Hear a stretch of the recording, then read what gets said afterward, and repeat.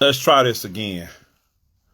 So, like I said, we're going to be talking about doing everything for everybody else except yourself. Uh, let's see.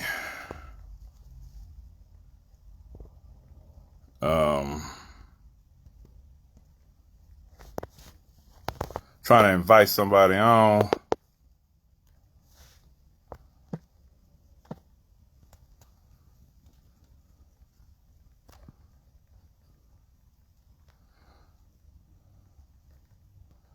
And I'm new to all this Facebook Live stuff.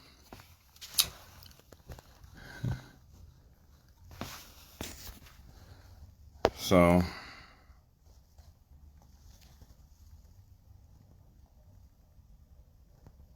I think we're in bed. Hi. How are you? I'm all right, and you? Miss Shatika, Shakita. Shakita, Yeah. all right. I saw you online yesterday, and you stirred up some stuff. You had this post, and this is what it said. The only reason I was behind in life is because I was helping everybody but myself. Now it's all about me. And you said 100%. So I just had to have this conversation, and I wanted to know what brought you to that point. Okay. So I am currently on a personal development journey. Uh-huh. And I went to a event this past weekend that got my clock to turning. And we wrote down some goals and we wrote down some things that we're not supposed to be doing.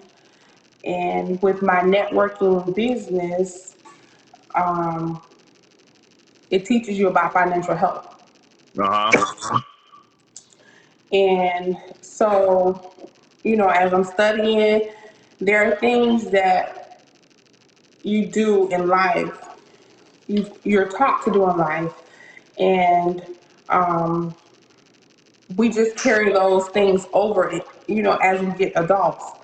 And some of those things can hurt you. So you always was taught as a little kid to take care of your smaller relatives. Mm-hmm. I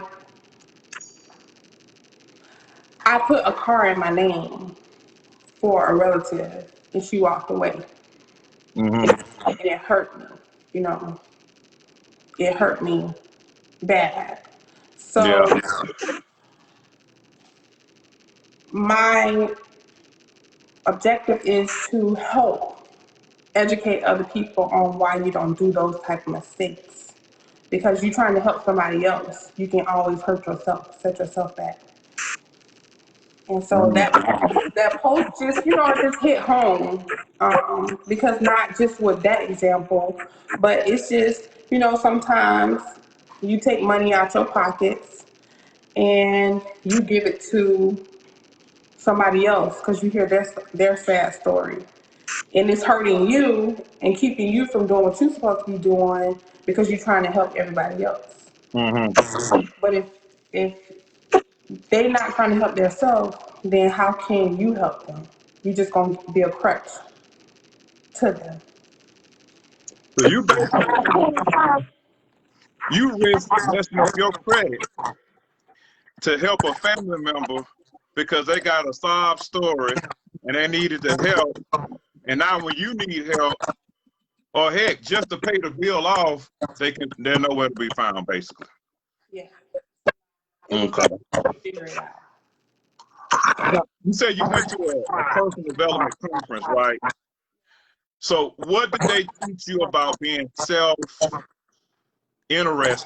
Or some people would say you're being selfish because you're deciding to say, 2021 is all about me. That's what you said. Mhm. So, like I said, putting yourself first doesn't mean that you don't care about nobody else.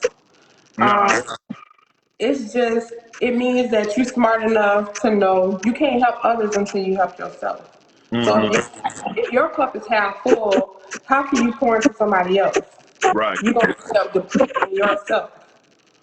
So, I've evaluated certain situations, and instead of putting myself on the line as I am used to doing, I have to now figure out how to help them while still being able to keep me safe. Right.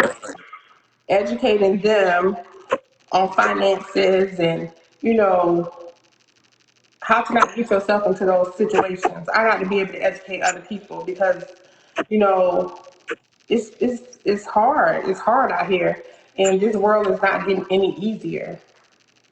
God, sir. So do you think we as people do too much for other people, or why do you think we do that in the first place? Like try to help other people and not help ourselves first. So I'm speaking for me. I have a nurturing, personality at heart. If I see somebody else broken, I always try to help fix them, which in turn fixes me. It makes me feel better when I'm helping somebody else. Mm-hmm. So sometimes that can work against you if you Mm-hmm. always accuse other people and just always put yourself on the back burner.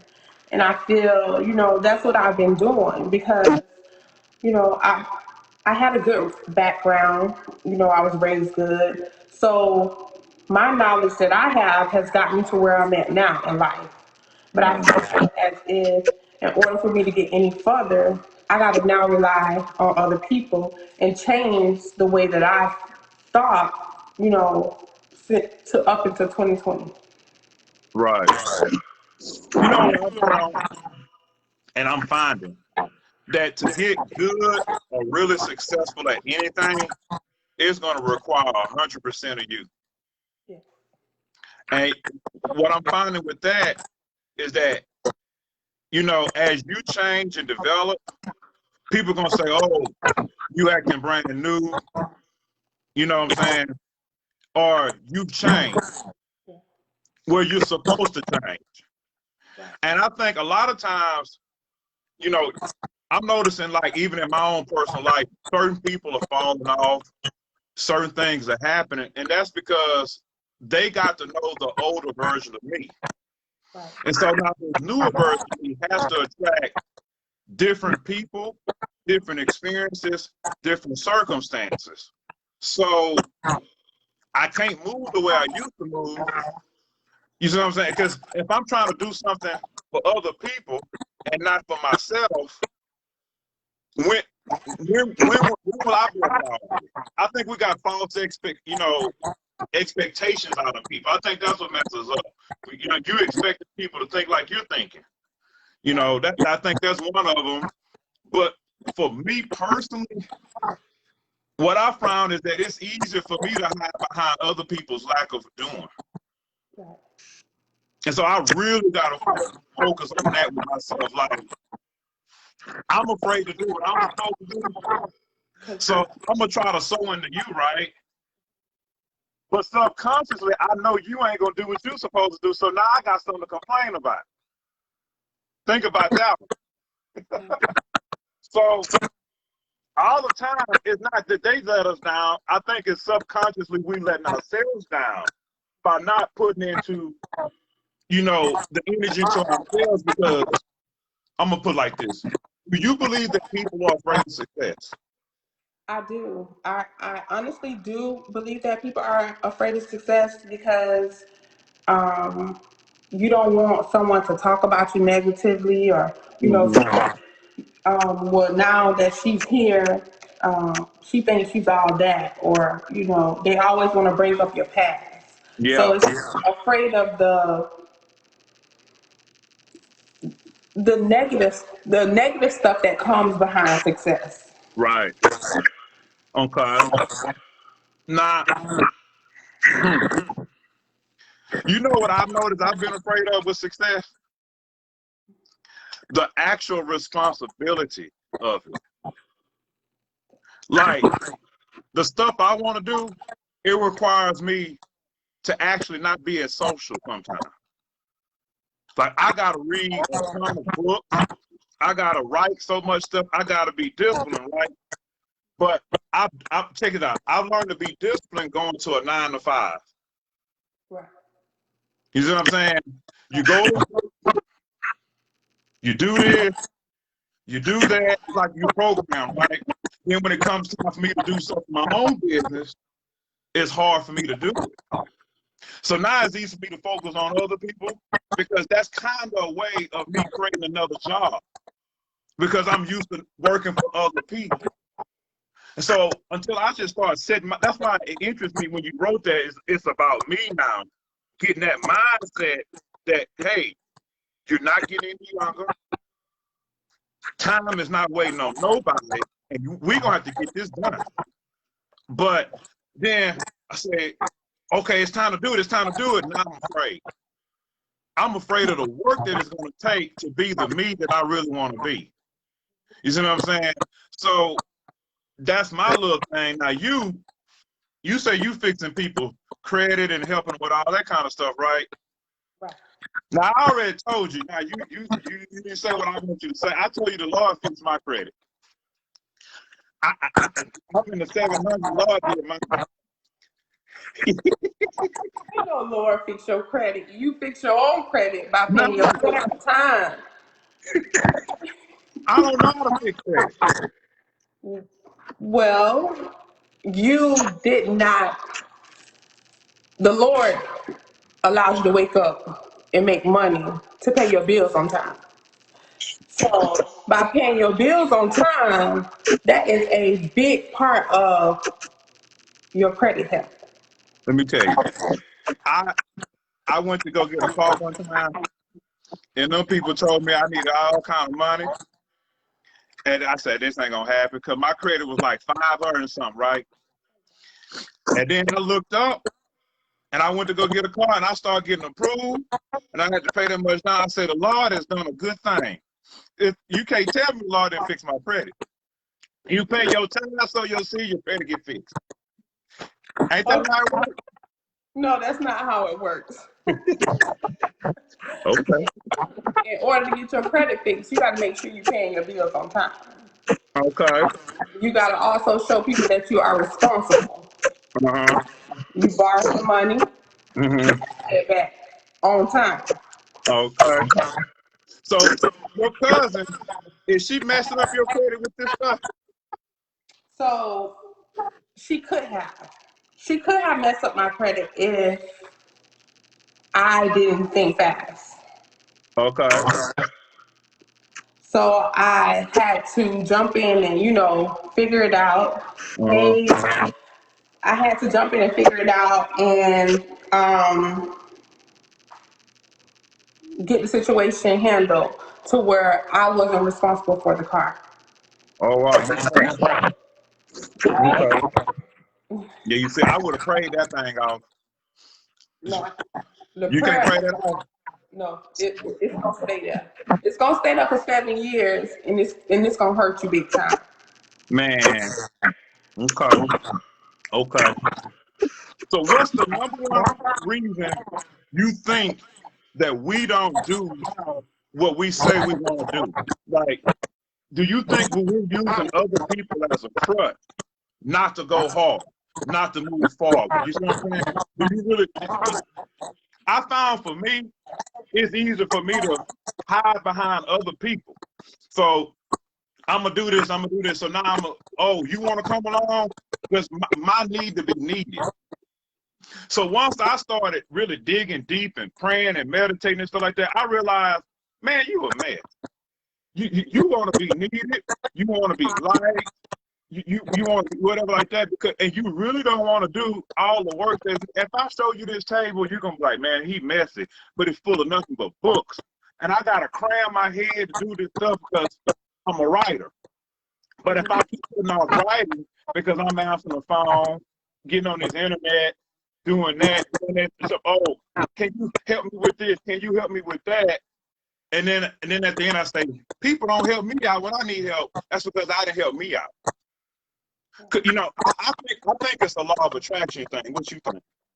I do believe in the law of attraction. In my company, we talk about this book called The Secret, or the movie called The Secret. And it's about the subconscious mind, where when you thinking things, you think it into existence. So Right. you have to be positive at all times. And so Right. that's another part of the personal growth, that the path that I am on, is to get away from any negative thinking. Anybody that has anything negative to say, I also posted too another quote that said, "If you are not willing to trade lives with somebody, don't Right. take advice. Don't take advice from them." So I'm just trying to be positive because, I'm 35. I've been through so much in my life, and I never want to be the reason to cause somebody else pain.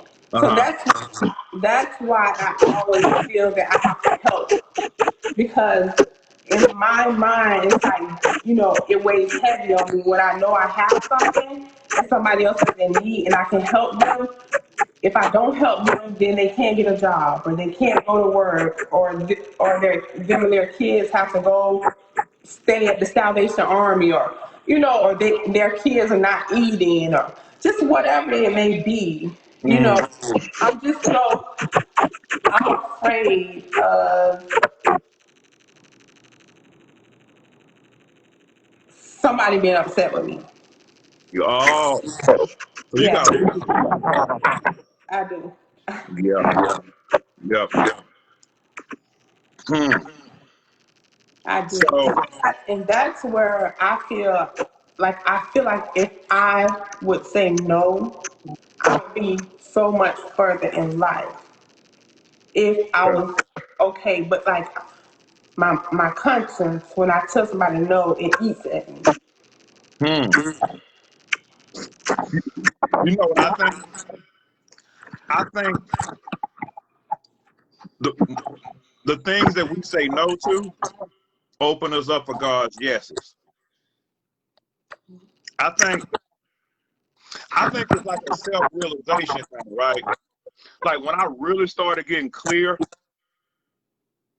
about who I am, what I'm supposed to do, it started making it easy for me to say no, because most of the stuff that's coming to you is really to try to get you off your path anyway. Because I had a big heart too, man. I was giving away so much stuff and trying to help with this and trying to help with that. Do you know what I noticed about these jokers?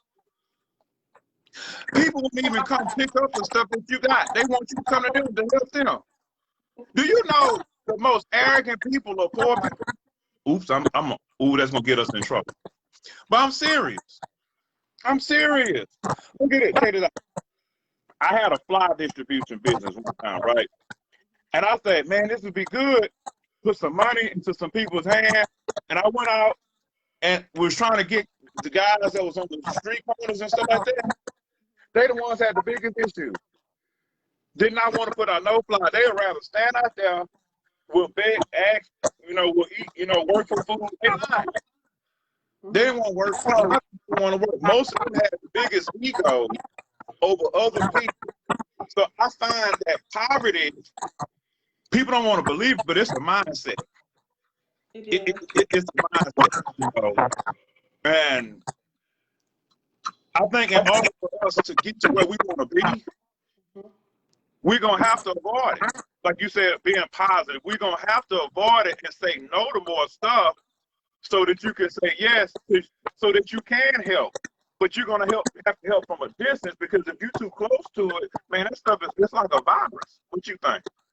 I think so too, but that's my thing. How do you help from afar? Because when you start not picking up your phone, like this next year, I have to stop procrastinating. Uh-huh. So, I got to get a schedule, a calendar that's going to leave me no time to be talking on the phone. Right. Um, my networking and my marketing is social media. So yes, I will be on social media, but it's not like you can pick up the phone and say, "Hey, I see you on social media. What you doing?" I'm working, Right. you know. But how do you help somebody when they calling you with their issues? How do you help from afar? Because I don't want to seem as if I don't care about what you got going on, but I don't care. Like right now, it's all about me. So Mhm. how do you how do you With me, I really got clear on who I am to the limit. Like, this is what I'm on earth to do. And I start asking a question. Is this helping me get to where I need to get? Or is it not? And how close am I to where I need to be? You think about it. And the more you get real serious about that, the people start self-selecting anyway. They'll fall off. Most of them. Your energy changes. You see what I'm saying? Because now you no longer need to be needed. You need yourself. Because success is going to, my biggest problem, I underestimated the energy that it takes to be successful. It takes a lot. And so now I start getting obsessed with people. That's a new word. You got that? Obsessed. down, disgusted? Yeah, that's the word. It's in Donald's dictionary of finer things. But what you have to do, you really got to know who you are and what you're about. Because I can't be the Lord. I can't help everybody. I could barely help myself. Once I started realizing that, because I'm on this weight loss thing, right? And I was trying to lose weight, and I was trying to help other people. And then I didn't fully lose all my weight, looking like a fool. And so then when they get with me, right, I don't feel like exercising. I don't want to do this. I don't want to do that. Now I'm trying to lower my energy to fit theirs because I don't want to stand out. Because I don't want to seem like I'm too good or I'm too this or I'm too that. And I had to really look at that image and say, this is who you become, and I don't like this person. And I really had to get to a point where I really hate that person. And that's what it gives you the fuel to do what you need to do. Because success, leadership, a lot of times these are lonely sports. I mean, now cool for you in network marketing, so you get a chance to be around a lot of other like-minded people. That's one of the main attractive points of it, to be around people like that. But when you go home and then got that cousin to come to you and say, hey, let me hold $20. How you gonna hold it? How you gonna hold my $20?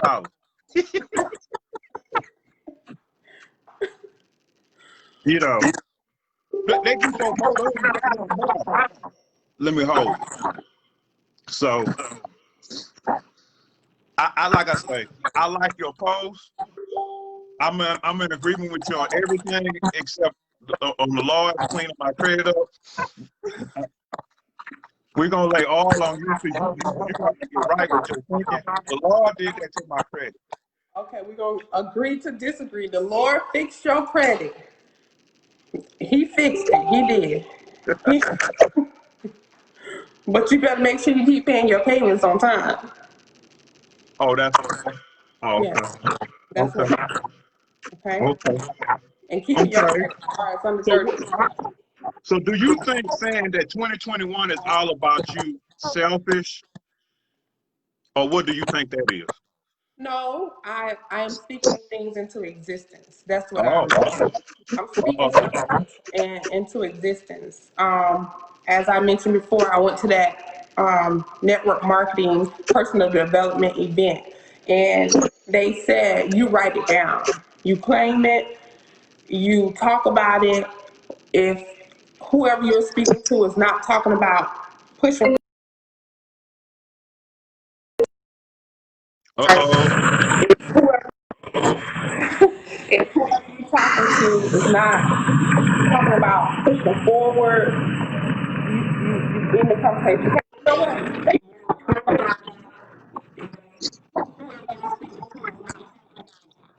This thing acting up. Is it? Can you hear me? Huh?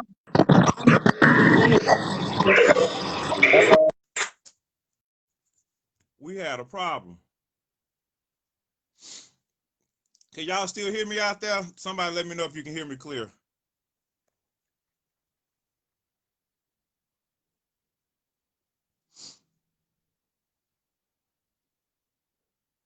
Okay. Can y'all hear me at all? All right. Okay. Let me see if this her get back on.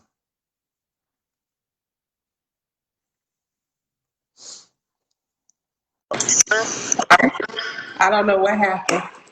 See, that's because you talking too loud on that credit. That's what happened.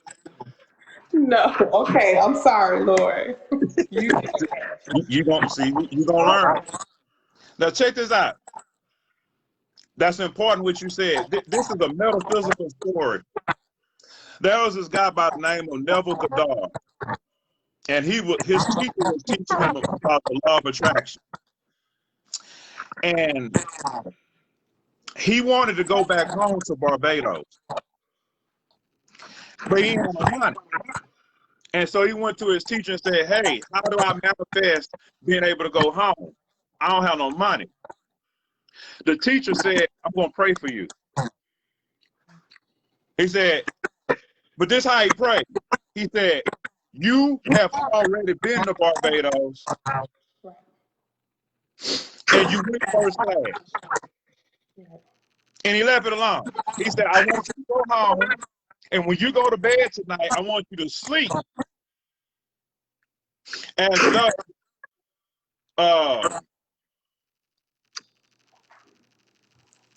though you already." And so he did that for a couple of weeks, and then he went right back to his teacher and said, "Hey man, nothing's happening." You know what his teacher said to him? He shut the door in his face. He came back a couple of days. He said, "Hey man, nothing is happening. Do we need to pray some more? What's going on?" The guy said, "You already went to Barbados." He said, "Okay." And he shut the door again. A couple of days later, Neville got a telegram and everything like that. His brother said, "We haven't seen you for a long time. Here's some money. We want you to come home. And here's some money for some new clothes. Go get you a ticket." He went to, this is back in the day, so he took a boat over there. And the boat said, "Hey man, you're going to ride third class." He said, "Okay, cool. He went back to the teacher and said, "Hey, it worked. I got a ticket, but it's third class though, but I'm going." His teacher said, "You went to Barbados and you went first class," and slammed the door again. He said, "Whoa, I'm telling you that it worked, but even me going third class is not good enough." He said, because it contradicted his word. It's first class. Anyway, a couple of things happened, and he wound up getting it to where it was first class. And he went home, and he learned right through that how to operate in the law of attraction. His teacher seemed like he was rude. It seemed like he didn't care about what he was saying, but what he was slamming the door and saying, "Hey, I will not allow you to mess up what I already believe for you." Okay. So that's what this New Year's about. You're saying no to what you said you believe. Right. And so you asking me for help, and you're not trying to help me. I'm attracting people to me that's going to help me. Right. I'm attracting people to me that want to do what I want to do. I'm attracting people that's about what I'm about. And that takes a hard attitude that believes in itself. That man believed in every word he said. He believed it so much he wouldn't even talk to the boy. Now that's taking your words seriously. Think about that. And I could tell you story after story after story about that guy. He was a great metaphysician of the early 20th century. He taught these type of things, but how to stick to your word. And you find that even in scripture too, about, you know, prophet. You'll notice how the prophet always speak through somebody else, because you ain't got time to hear the bounce of other people. I got this book. You know about this man? He's a great he's the best at network marketing. David M. Meniche. No, I haven't. No. Well, I mean, he making a lot of money, right? Guess what he said he did when he first started out doing networking? When he was calling people prospecting, he had in his ear, on the other ear, like Napoleon Hill, Think and Grow Rich, all other kind of stuff playing. So while he's talking and prospecting, he had in his ear what he wanted to hear in his other ear. That's serious. Oh, he can multitask. Well, how many people that you prospected he said? A lot. A lot. A lot. He didn't want to hear no. He kept wanting to hear what he wanted to hear. So even if they said no, he kept putting into his ear what he needed to hear. Okay. Well, it worked. Look at it. He got this book, and last I checked, they say he was doing like over $700K a month. Okay. So I think you're on the right path. I think 2020. What this year is? 2021. Yeah. I think that's the year of no for you. No to everybody. Oh yeah, no to everybody else except for myself. So what you gonna call that year? 2021. What is it gonna be called? What is 2021 gonna be called? Dedication. Dedication. Yeah. Dedication. Full all out dedication. So you saying no, and you saying yes to your business. Okay. Well, I'm all about that. Let's check it out. I think we done had a good conversation, and we're gonna continue this. Anybody want to say anything? I don't know what the people saying. I don't know what are they saying. Kimberly, you know her? Yeah, that's my sister. Ooh. That's You my tell her a large big credit. I think credit. All right. Well, it was a pleasure talking with you. And we're going to keep this conversation going at a later date, okay? Hey, it was nice talking to you too. Thank you. Good day.